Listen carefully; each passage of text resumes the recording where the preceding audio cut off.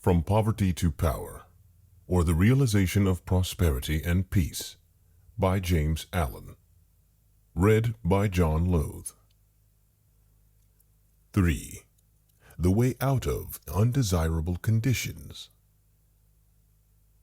Having seen and realized that evil is but a passing shadow thrown by the intercepting self across the transcendent form of the eternal good, and that the world is a mirror in which each sees a reflection of himself, we now ascend, by firm and easy steps, to that plane of perception whereon is seen and realized the vision of the law. With this realization comes the knowledge that everything is included in a ceaseless interaction of cause and effect, and that nothing can possibly be divorced from law. From the most trivial thought, word, or act of man, up to the groupings of the celestial bodies, law reigns supreme. No arbitrary condition can, even for one moment, exist, for such a condition would be a denial and an annihilation of law. Every condition of life is, therefore, bound up in an orderly and harmonious sequence, and the secret and cause of every condition is contained within itself. The law, whatsoever a man sows, that shall he also reap, is inscribed in flaming letters upon the portal of eternity, and none can deny it, none can cheat it, none can escape it. He who puts his hand in the fire must suffer the burning until such time as it has worked itself out, and neither curses nor prayers can avail to alter it. And precisely the same law governs the realm of mind. Hatred, anger, jealousy, envy, lust, covetousness, all these are fires which burn, and whoever even so much as touches them must suffer the torments of burning.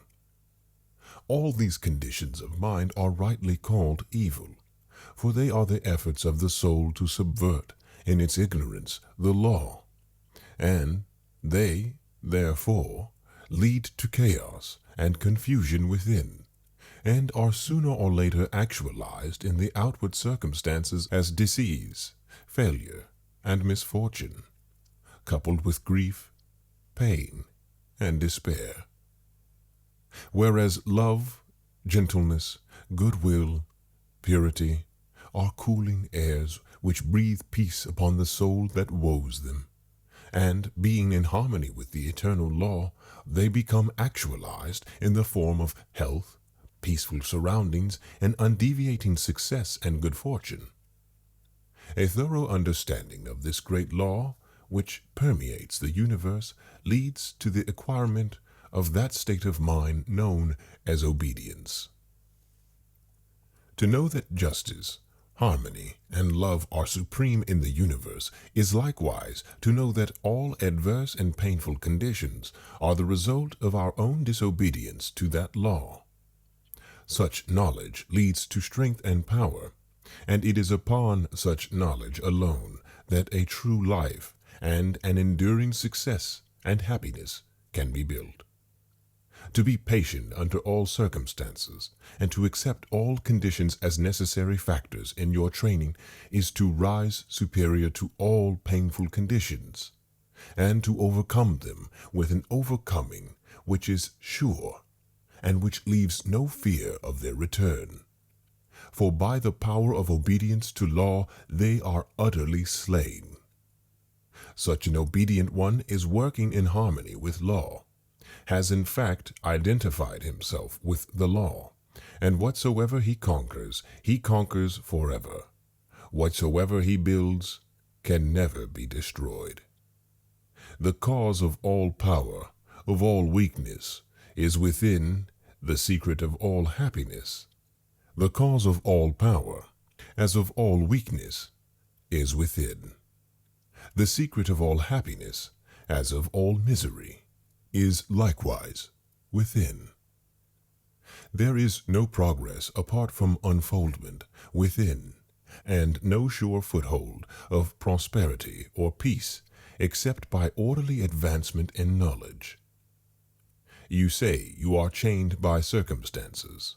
You cry out for better opportunities, for a wider scope, for improved physical conditions, and perhaps you inwardly curse the fate that binds you hand and foot.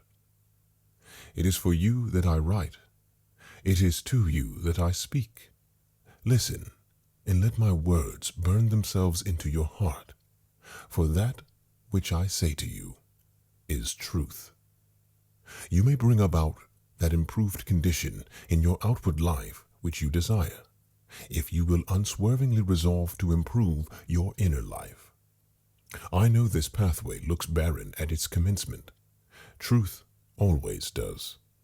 It is only error and delusion which are at first inviting and fascinating.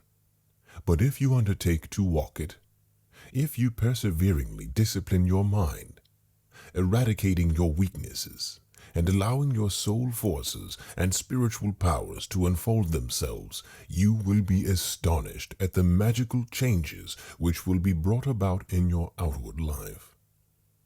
As you proceed, golden opportunities will be strewn across your path, and the power and judgment to properly utilize them will spring up within you. Genial friends will come unbidden to you. Sympathetic souls will be drawn to you, as the needle is to the magnetic. And books and all outward aids that you require will come to you unsought. Perhaps the chains of poverty hang heavily upon you, and you are friendless and alone, and you long with an intense longing that your load may be lightened. But the load continues, and you seem to be enveloped in an ever-increasing darkness. Perhaps you complain, you bewail your lot, you blame your birth, your parents, your employer, or the unjust powers who have bestowed upon you so undeservedly poverty and hardship, and upon another affluence and ease. Cease your complaining and fretting. None of these things which you blame are the cause of your poverty. The cause is within yourself. And where the cause is, there also is the remedy. The very fact that you are a complainer shows that you deserve your lot, shows that you lack that faith which is the ground of all effort and progress. There is no room for a complainer in a universe of law, and worry is soul suicide. By your very attitude of mind, you are strengthening the chains which bind you, and are drawing about you the darkness by which you are enveloped. Alter your outlook upon life, and your outward life will alter. Build yourself up in the faith and knowledge, and make yourself worthy of better surroundings and wider opportunities. Be sure, first of all, that you are making the best of what you have. Do not delude yourself into supposing that you can step into greater advantages whilst overlooking smaller ones. For if you could, the advantage would be impermanent, and you would quickly fall back again in order to learn the lesson which you had neglected. As the child at school must master one standard before passing on to the next, so, before you can have the greater good which you so desire, must you faithfully employ that which you already possess. The parable of the talents is a beautiful story, illustrative of this truth. For does it not plainly show that if we misuse, neglect, or degrade that which we possess, be it ever so mean and insignificant, even that little will be taken from us? For by our conduct we show that we are unworthy of it. Perhaps you are living in a small cottage and are surrounded by unhealthy and vicious influences. You desire a larger and more sanitary residence. Then you must fit yourself for such a residence by first of all making your cottage as far as possible a little paradise. Keep it spotlessly clean. Make it look as pretty and sweet as your limited means will allow. Cook your plain food with all care, and arrange your humble table as tastefully as you possibly can. If you cannot afford a carpet, let your rooms be carpeted with smiles and welcomes, fastened down with nails of kind words, driven in with the hammer of patience. Such a carpet will not fade in the sun, and constant use will never wear it away. By so ennobling your present surroundings, you will rise above them and above the need of them, and at the right time you will pass on into the better house and surroundings, which have all along been waiting for you, and which you have fitted yourself to occupy. Perhaps you desire more time for thought and effort, and feel that your hours of labor are too hard and long. Then see to it that you are utilizing to the fullest possible extent what little spare time you have. It is useless to desire more time if you are already wasting what little you have, for you would only grow more indolent and indifferent. Even poverty and lack of time and leisure are not the evils that you imagine they are, and if they hinder you in your progress, it is because you have clothed them in your own weaknesses, and the evil that you see in them is really in yourself. Endeavor to fully and completely realize that insofar as you shape and mold your mind, you are the maker of your destiny, and as, by the transmuting power of self-discipline, you realize this more and more, you will come to see that these so-called evils may be converted into blessings. You will then utilize your poverty for the cultivation of patience, hope, and courage, and your lack of time in the gaining of promptness of action and decision of mind by seizing the precious moments as they present themselves for your acceptance. As in the rankest soil the most beautiful flowers are grown, so in the dark soil of poverty the choicest flowers of humanity have developed and bloomed. Where there are difficulties to cope with and unsatisfactory conditions to overcome, there virtue most flourishes and manifests its glory. It may be that you are in the employ of a tyrannous master or mistress, and you feel that you are harshly treated. Look upon this also as necessary to your training. Return your employer's unkindness with gentleness and forgiveness, practicing unceasingly patience and self-control. Turn the disadvantage to account by utilizing it for the gaining of mental and spiritual strength, and by your silent example and influence you will thus be teaching your employer, will be helping him to grow ashamed of his conduct, and will at the same time be lifting yourself up to that height of spiritual attainment by which you will be enabled to step into new and more congenial surroundings at the time when they are presented to you. Do not complain that you are a slave, but lift yourself up by noble conduct above the plane of slavery. Before complaining that you are a slave to another, be sure that you are not a slave to self. Look within, look searchingly, and have no mercy upon yourself. You will find there, perchance, slavish thoughts, slavish desires, and in your daily life and conduct, slavish habits. Conquer these. Cease to be a slave to self, and no man will have the power to enslave you. As you overcome self, you will overcome all adverse conditions, and every difficulty will fall before you. Do not complain that you are oppressed by the rich. Are you sure that if you gained riches you would not be an oppressor yourself? Remember that there is the eternal law which is absolutely just, and that he who oppresses today must himself be oppressed tomorrow, and from this there is no way of escape. And perhaps you, yesterday, in some former existence, were rich and an oppressor, and that you are now merely paying off the debt which you owe to the great law. Practice, therefore, fortitude and faith. Dwell constantly in mind upon the eternal justice, the eternal good. Endeavor to lift yourself above the personal and the transitory into the impersonal and permanent. Shake off the delusion that you are being injured or oppressed by another, and try to realize, by a profounder comprehension of your inner life and the laws which govern that life, that you are only really injured by what is within you. There is no practice more degrading, debasing, and soul-destroying than that of self-pity. Cast it out from you. While such a canker is feeding upon your heart, you can never expect to grow into fuller life. Cease from the condemnation of others, and begin to condemn yourself. Condone none of your acts, desires, or thoughts that will not bear comparison with spotless purity, or endure the light of sinless good. By doing so, you will be building your house upon the rock of the eternal, and all that is required for your happiness and well-being will come to you in its own time.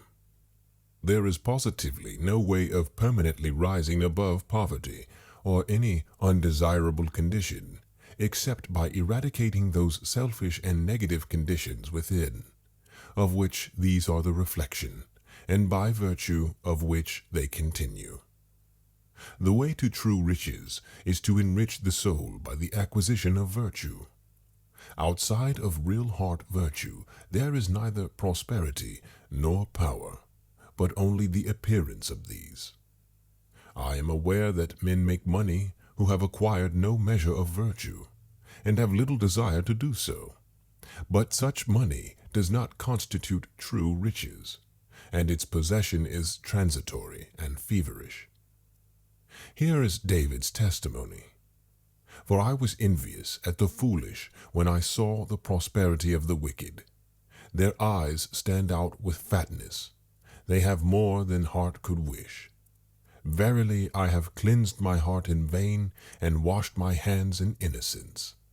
When I thought to know that it was too painful for me, until I went into the sanctuary of God, then I understood. Then understood I their end. The prosperity of the wicked was a great trial to David, until he went into the sanctuary of God, and then he knew their end. You likewise may go into that sanctuary. It is within you. It is that state of consciousness which remains when all that is sordid and personal and impermanent is risen above, and universal and eternal principles are realized. That is the God state of consciousness. It is the sanctuary of the Most High. When by long strife and self-discipline you have succeeded in entering the door of that holy temple, you will perceive with unobstructed vision the end and fruit of all human thought and endeavor, both good and evil.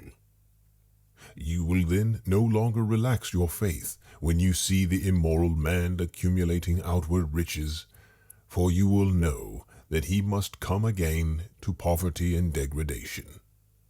The rich man who is barren of virtue is in reality poor, and as surely as the waters of the river are drifting to the ocean, so surely is he, in the midst of all his riches, drifting toward poverty and misfortune.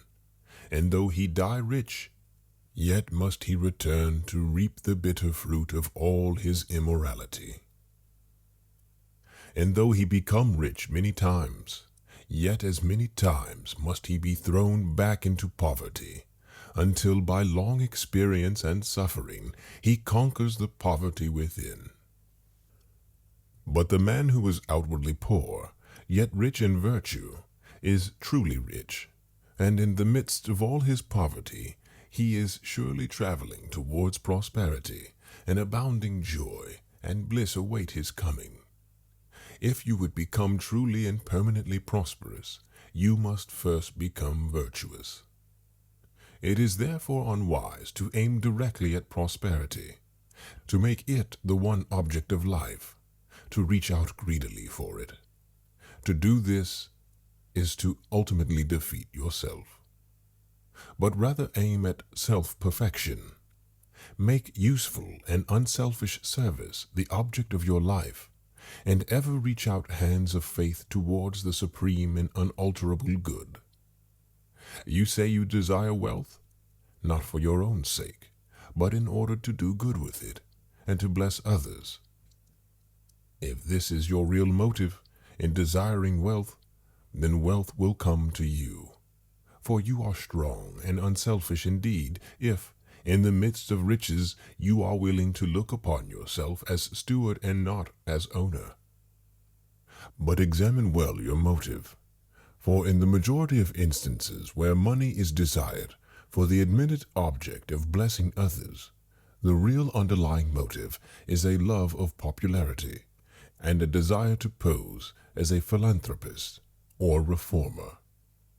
If you are not doing good with what little you have, depend upon it, the more money you got, the more selfish you would become. And all the good you appeared to do with your money, if you attempted to do any, would be so much insinuating self-laudation. If your real desire is to do good, then there is no need to wait for money before you do it. You can do it now, this very moment, and just where you are. If you are really so unselfish as you believe yourself to be, you will show it by sacrificing yourself for others now. No matter how poor you are, there is room for self-sacrifice. For did not the widow put her all into the treasury?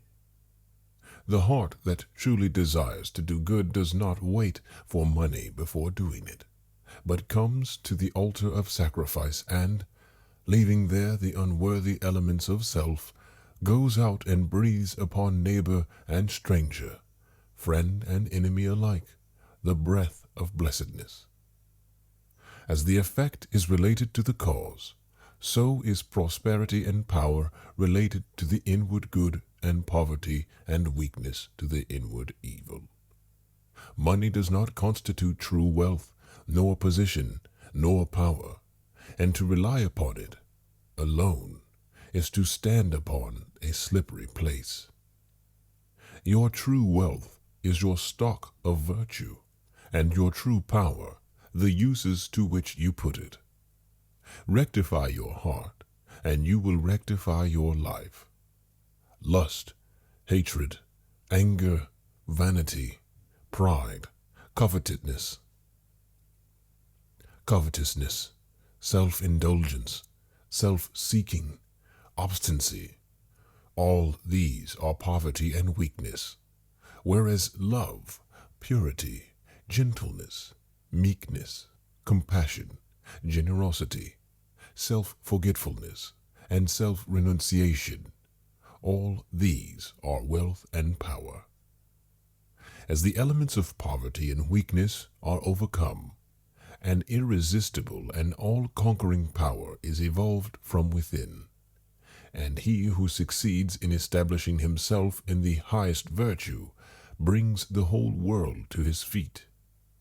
But the rich, as well as the poor, have their undesirable conditions, and are frequently farther removed from happiness than the poor.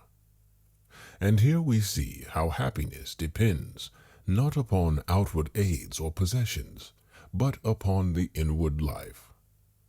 Perhaps you are an employer, and you have endless trouble with those whom you employ, and when you do get good and faithful servants, they quickly leave you. As a result, you are beginning to lose, or have completely lost your faith in human nature. You try to remedy matters by giving better wages and by allowing certain liberties, yet matters remain unaltered. Let me advise you. The secret of all your trouble is not in your servants, it is in yourself.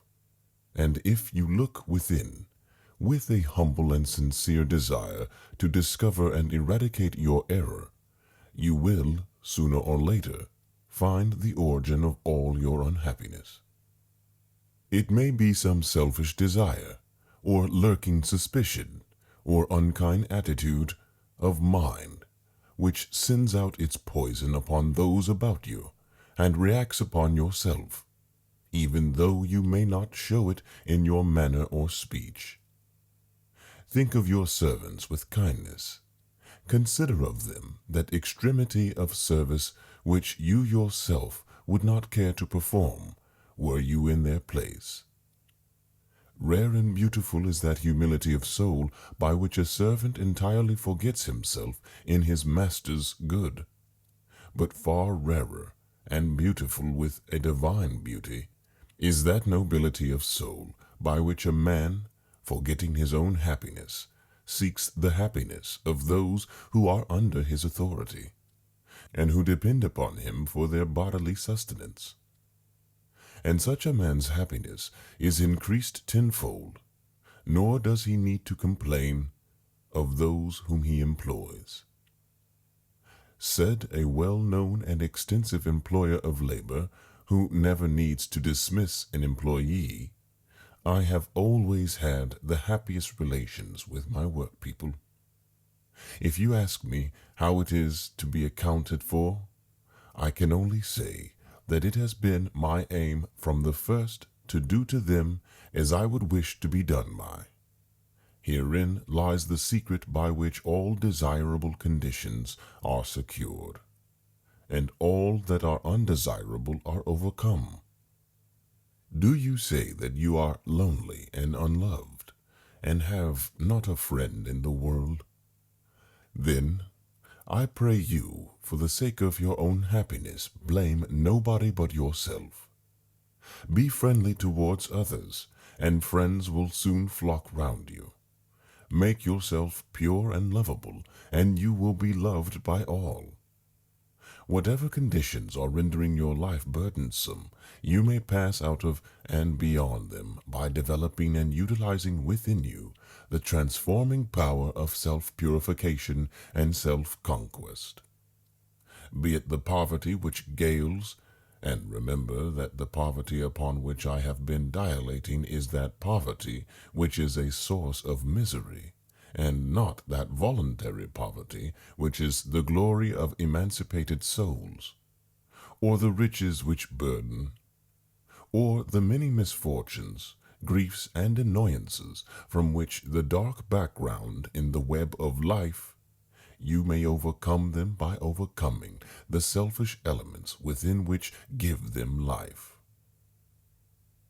It matters not that by the unfailing law there are past thoughts and acts to work out and to atone for, as by the same law we are setting in motion during every moment of our life fresh thoughts and acts, and we have the power to make them good or ill. Nor does it follow that if a man, reaping what he has sown, must lose money or forfeit position, that he must also lose fortitude or forfeit his uprightness.